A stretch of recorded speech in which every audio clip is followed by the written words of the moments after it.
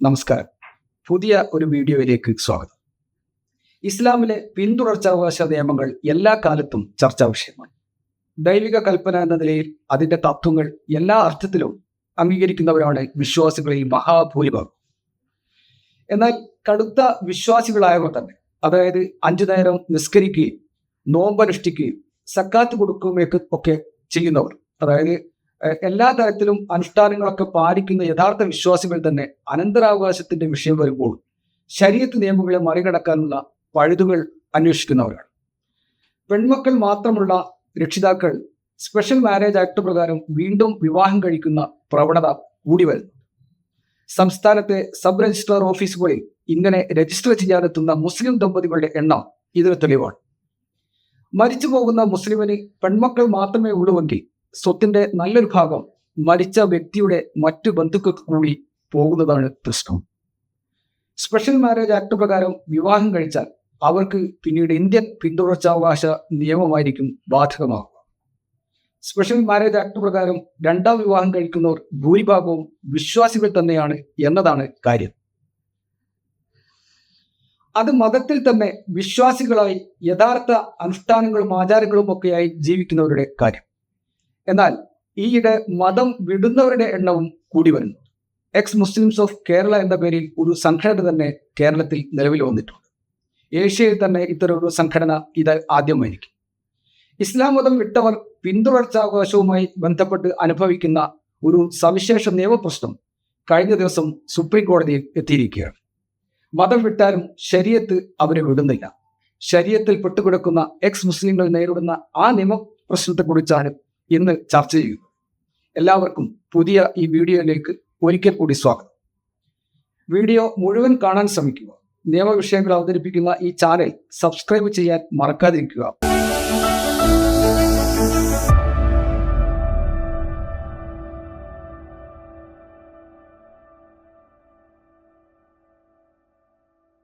പ്രശ്നം ഇതാണ്.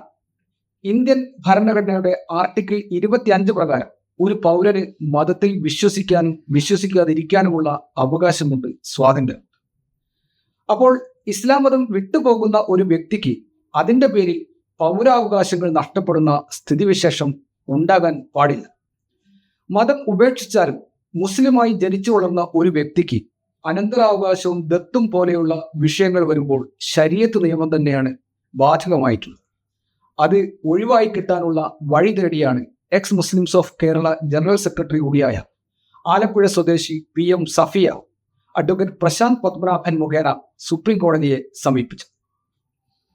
Chief justice DY Chandrachud, ജസ്റ്റിസുമാരായ JV പർദിവാല, മനോജ് മിശ്ര എന്നിവർ അടങ്ങുന്ന ബെഞ്ചാണ് ഈ ഹർജി പരിഗണിക്കുന്നത്. ആദ്യം കേസിനാസ്പദമായ വസ്തുതകൾ പരിശോധിക്കാം. ഹർജിക്കാരിയായ സഫിയയും അവരുടെ പിതാവും അവിശ്വാസികളായ മുസ്ലിങ്ങളാണ്. സഫിയക്ക് ഭിന്നശേഷിക്കാരനായ ഒരു സഹോദരനുണ്ട്. പിതാവിന്റെ അനന്തര സ്വത്തിൽ മകന്റെ പകുതിയെ മകൾക്ക് കിട്ടുകയുള്ളൂ. ഭിന്നശേഷിക്കാരനായ സഹോദരന് എന്തെങ്കിലും സംഭവിച്ചു പോയാൽ സ്വത്തിന്റെ പ്രധാനപ്പെട്ട ഭാഗം പിതാവിന്റെ ബന്ധുക്കൾക്ക് പോകും. സഫിയയുടെയോ മകളുടെയോ പേരിൽ, സഫിയക്ക് ഒരേ ഒരു മകളാണ്, ഈ മകളുടെ പേരിൽ സ്വത്ത് മുഴുവൻ വിൽപ്പത്രം എഴുതി വെക്കാൻ ശരീഅത്ത് പ്രകാരം പറ്റുകയുമില്ല. ശരീഅത്ത് നിയമപ്രകാരം സ്വത്തിന്റെ 1/3 ഭാഗം മാത്രമേ വിൽപ്പത്രം എഴുതാൻ പറ്റുകയുള്ളൂ.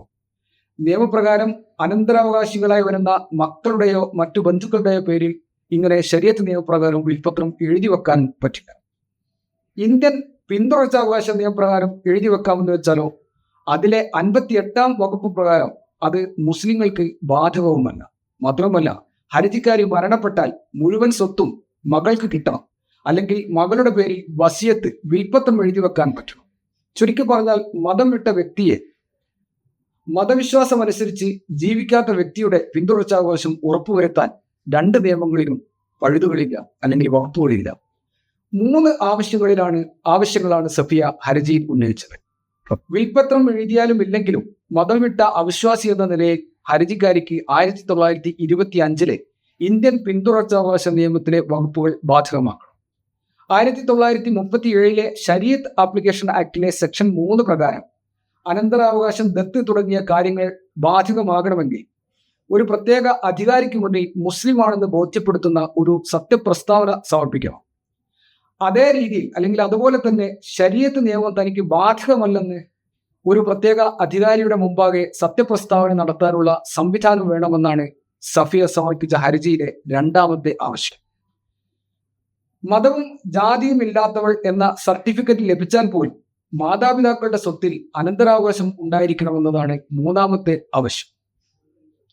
നിലവിൽ ഇസ്ലാം ഉപേക്ഷിച്ചു പോകുന്നവർക്ക് പൈതൃക സ്വത്തിൽ അവകാശം ഉണ്ടായിരിക്കില്ല. വളരെ പ്രധാനപ്പെട്ട ഒരു പ്രശ്നമാണ് ഇതെന്നാണ് ചീഫ് ജസ്റ്റിസ് നിരീക്ഷിച്ചത്. ഇന്ത്യൻ പിന്തുടർച്ചാവകാശ നിയമത്തിലെ വിൽപ്പത്രം സംബന്ധിച്ച വകുപ്പ് മുസ്ലിങ്ങൾക്ക് ബാധകമല്ലെന്ന വസ്തുത ചൂണ്ടിക്കാട്ടിയപ്പോൾ ഒരു മതേതര നിയമം എങ്ങനെ മുസ്ലിങ്ങൾക്ക് മാത്രം ബാധകമാകാതിരിക്കും എന്ന വളരെ പ്രധാനപ്പെട്ട ഒരു ചോദ്യമാണ് ചീഫ് ജസ്റ്റിസിന്റെ നേതൃത്വത്തിലുള്ള ബെഞ്ച് ഉന്നയിച്ചത്. ഹർജിയിൽ ഇക്കാര്യം കൂടി ഉന്നയിക്കാൻ ഹർജിക്കാരിക്ക് ബെഞ്ച് അനുമതി നൽകുകയാണ് ചെയ്തത്. ഇന്ത്യൻ പിന്തുടർച്ചാവകാശ നിയമത്തിലെ പ്രസ്തുത വകുപ്പിന്റെ നിയമസാധുത ചോദ്യം ചെയ്യുന്ന മറ്റൊരു ഹർജി ഓൾറെഡി സുപ്രീം കോടതി മുമ്പാകെ ഉണ്ട്. ഈ ഹർജിയിലും സഫിയ കക്ഷിയുമാണ്.